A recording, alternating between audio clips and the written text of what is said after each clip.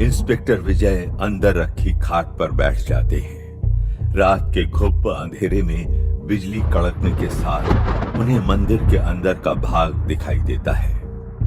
मंदिर के खंभे जगह जगह से टूटे हुए थे और उसकी दरारों के अंदर से पौधे और घास उग गए थे। इस उजाड़ में आप अकेली कैसे रह लेती हैं? मंदिर कभी उजाड़ नहीं होते साहब। पहले किसी जमाने में ये शिव जी का मंदिर था और शिव जी तो है ही एकांतवासी, भूतों के देव। मैं तो बचपन से ही यहीं रहती आई हूँ। माता पिताजी तो बचपन में ही गुजर गए थे। तब से एक अनाथ आश्रम में पली बढ़ी हूँ और इस मंदिर की पुजारिन भी हूँ, जिससे आप उजाड़ कह रहे हैं। तभी तेज गरज चमक के साथ आंधी बारिश शुरू हो जाती है।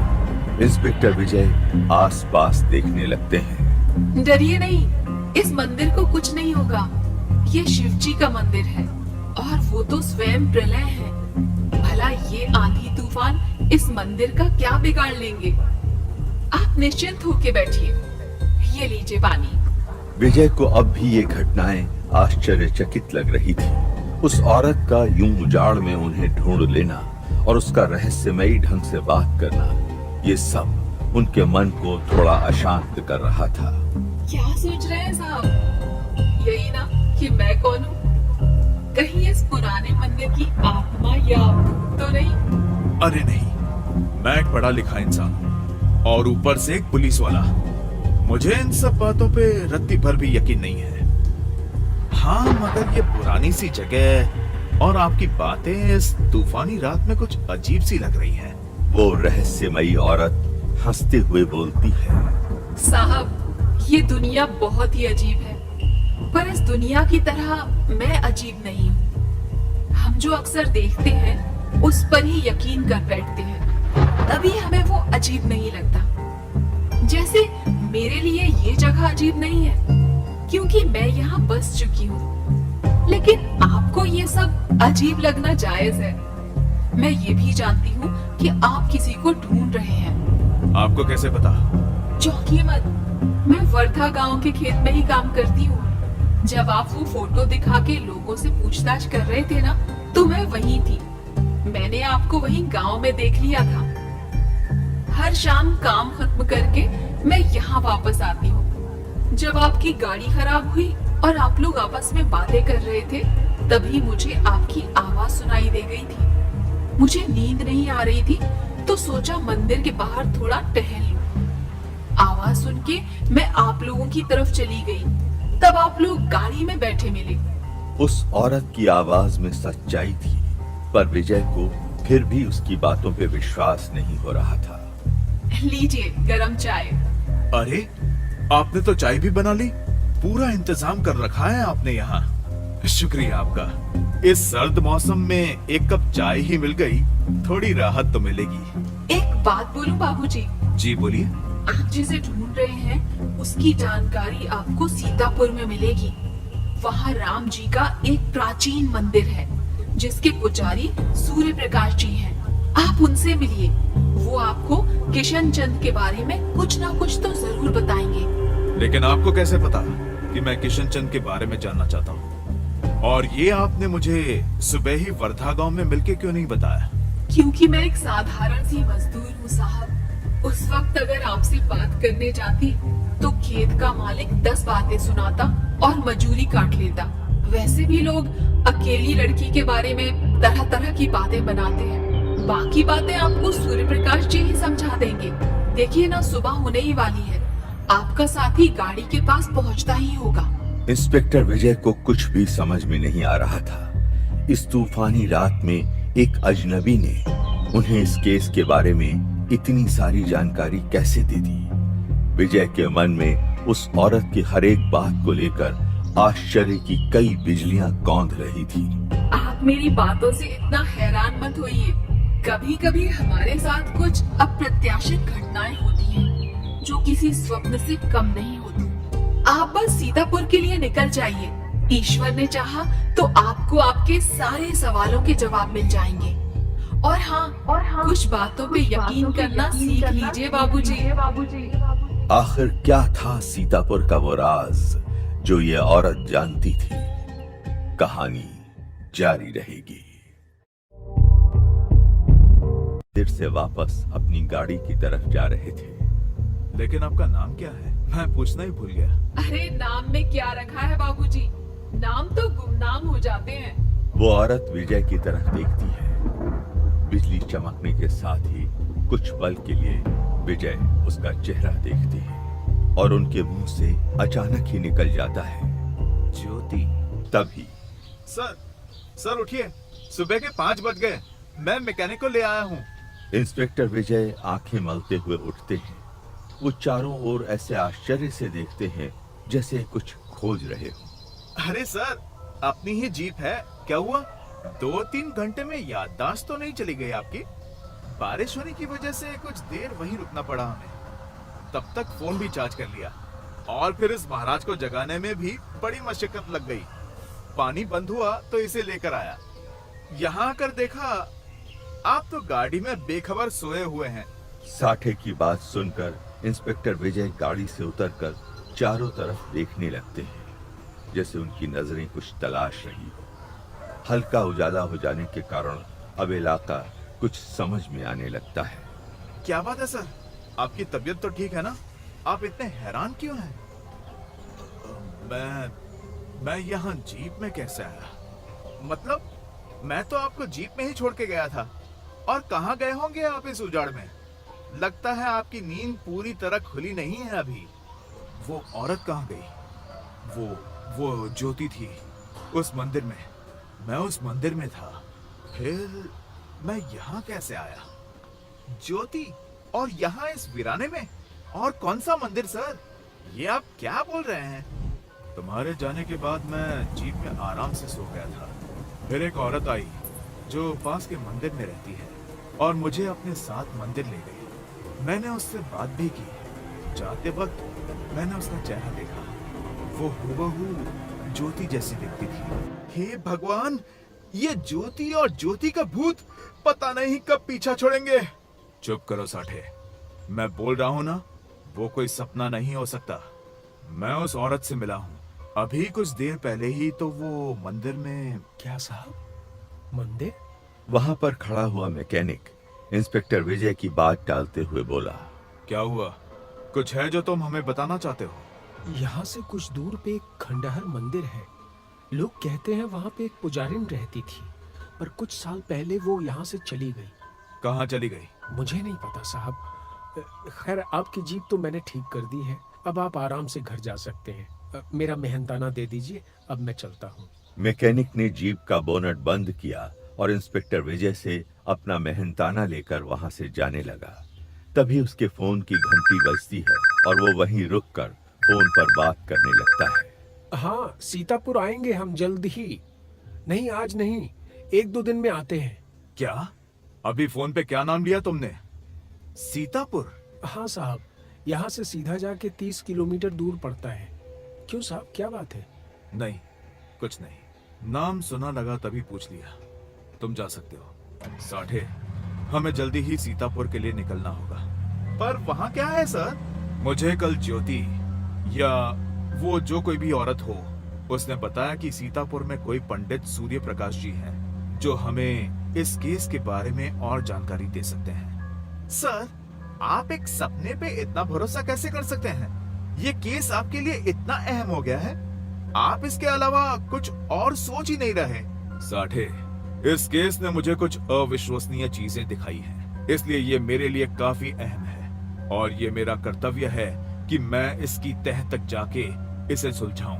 तभी साठे को एक फोन आता है। हाँ, क्या हुआ हरीलाल को? क्या? हम अभी वहां पहुंचते हैं। उधर हरीलाल के घर पर। हरीलाल, क्या हुआ? तुम ठीक तो हो? साहब, इनको देखिए ना, कल रात से कुछ बोल ही नहीं रहे। पता नहीं क्या देख लिया इन्होंने ऐसा। पूरा बदन भी तप रहा है। इनकी इतनी तबीयत खराब है लेकिन डॉक्टर को दिखा ही नहीं रहे। हमें तो समझ में ही नहीं आ रहा कि क्या करें। हरीलाल, क्या देखा तुमने? तुम्हारी पत्नी क्या बोल रही है? हरीलाल बहुत मुश्किल से कुछ बोलने की कोशिश करता है। ज्योति? ज्योति? तुमने ज्योति को देखा? कहाँ पे? ज्योति का भूत। साठे इंस्पेक्टर विजय की तरफ देखकर एक इशारा करता है। लगता है इसकी तबीयत ठीक नहीं है। हम चलते हैं हरीलाल, तुम आराम करो। सर, मुझे पूरा यकीन हो गया है, ये ज्योति की आत्मा हरीलाल को नुकसान पहुंचाना चाहती है। पहली बात ये साठे कि तुम इतने दावे के साथ ये नहीं कह सकते हो कि ज्योति मर चुकी है। हमें उसके मौत का कोई सबूत नहीं मिला है। ये भी तो हो सकता है कि वो जिंदा है और ये सारा षड्यंत्र उसी का रचा हुआ खेल है।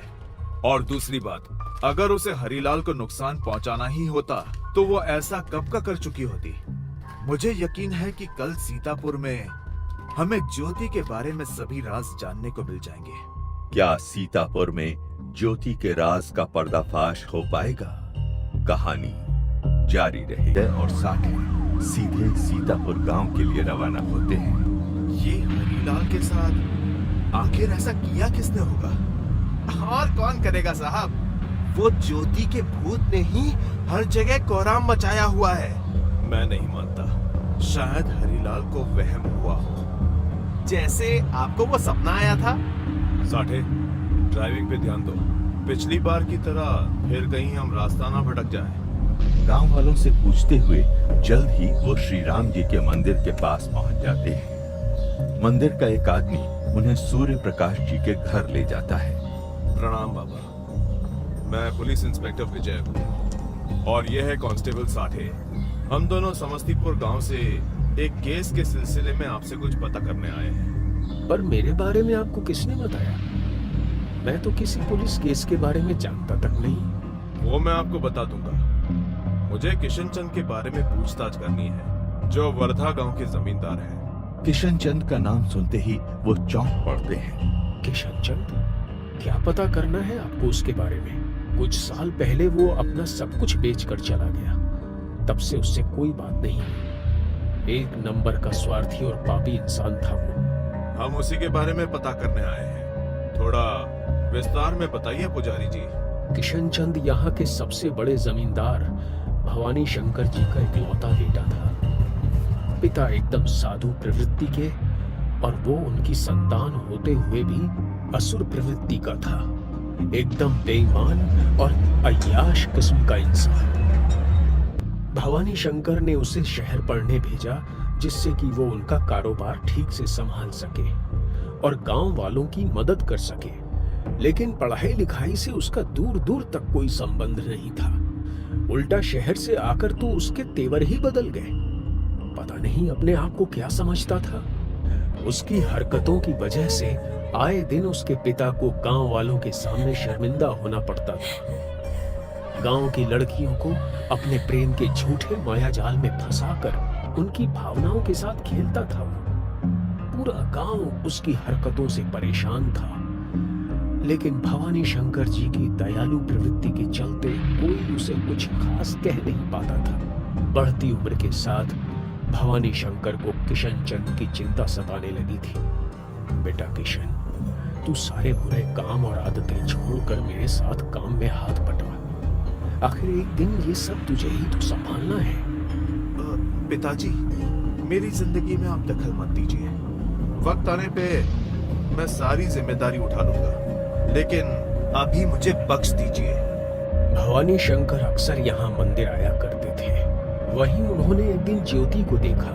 क्या क्या पुजारी जी, आपने कहा ज्योति नाम की लड़की? हाँ बेटा, ज्योति अनाथ थी। यही मंदिर ट्रस्ट के कन्या अनाथालय में मेरी देखरेख में पली बढ़ी थी। इस मंदिर की देखभाल भी किया करती थी। स्वभाव से बहुत हंसमुख और प्यारी ज्योति सबका ख्याल भी रखती थी। उसके लिए तो हम उसका परिवार थे। एक बार जब भवानी शंकर यहाँ ठहरे हुए थे, उन्होंने ज्योति को देखा। ज्योति का सेवा और जतन भावना देखकर वो उससे बेहद खुश हुए। वो उसे अपनी बहू के रूप में देखने लगे। उन्हें लगने लगा यदि ज्योति की शादी किशन चंद से हो जाए तो वो सही रास्ते पर आ जाएगा। यही लड़की उनके बिगड़ैल बेटे को सुधार सकती है। भवानी शंकर जी ने किशन की शादी ज्योति से करा दी, लेकिन किशन इस शादी से जरा भी खुश नहीं था। भवानी शंकर की जायदाद से बेदखल करने की धमकी से उसने ज्योति से शादी तो कर ली थी, लेकिन उसे कभी अपनी पत्नी का दर्जा नहीं दिया था। भवानी शंकर जी ने अपनी अंतिम घड़ी में जायदाद का काफी बड़ा हिस्सा ज्योति के नाम कर दिया, जिससे कि उनके जाने के बाद ज्योति के ऊपर कोई नाइंसाफी ना हो। लेकिन विधि को तो कुछ और ही मंजूर था। मतलब उसने ज्योति के साथ कुछ कर दिया? एक दिन इसी अनाथालय में पली बढ़ी ज्योति की सहेली का विवाह था। करीब 6-7 सहेलियां मिलकर पास के गांव के समस्तीपुर में शादी में शामिल होने गए थे। ज्योति भी उन्हीं के साथ गई थी। वहां रात को एक लड़की की तबीयत खराब हो गई, जिसके कारण ज्योति और 2 और लड़कियों को रात को ही वापस आना पड़ा। वापस आते वक्त उनका एक्सीडेंट हो गया। बैलगाड़ी सीधे खाई में जाकर गिर गई। शायद बैलगाड़ी वाला नशे में धुत था। पुलिस को बस 3 लाशें मिली थी, लेकिन ज्योति की लाश गायब थी। सबको लगा उसकी लाश को कोई जानवर उठाकर ले गया होगा। कुछ दिन बाद पुलिस ने केस बंद कर दिया। ज्योति के नाम की सारी जायदाद अब किशन चंद के नाम हो गई और वो सब बेचकर यहाँ से चला गया। इंस्पेक्टर विजय बहुत ध्यान से उनकी बातें सुन रहे थे। उन्होंने वो स्केच पुजारी जी को दिखाया।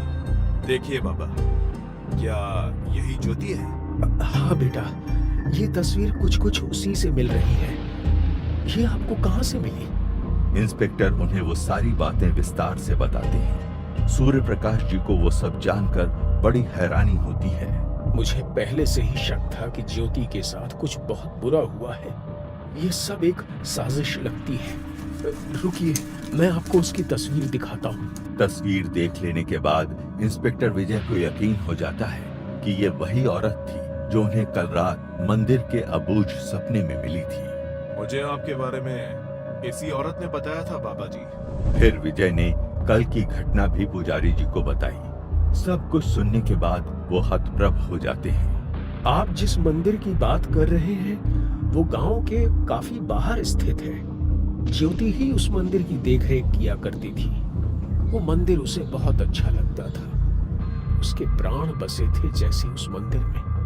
आप चाहें तो मैं आपको वहां ले चल सकता हूँ। पुजारी सूर्य प्रकाश सबको लेकर उस मंदिर में आते हैं। वो सपना था या कोई हकीकत, कोई नहीं बता सकता था, पर फिर भी उस औरत की कही हर बात सच निकली थी।